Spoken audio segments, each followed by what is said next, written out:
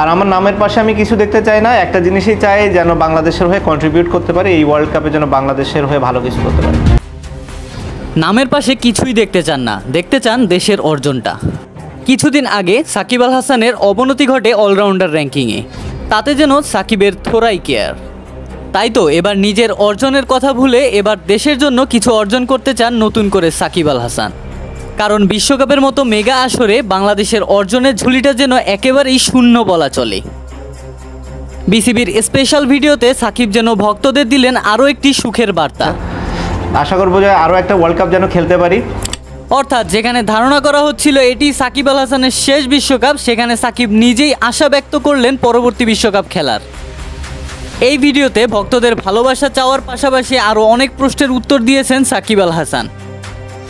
ভিডিওতে সাকিব যেই কনফিডেন্ট দিয়ে কথাগুলো বলেছেন, সেই কনফিডেন্টলি বাংলাদেশ দল এবার মাঠে পারফরমেন্স করতে পারে কিনা সেটাই এবার দেখার পালা।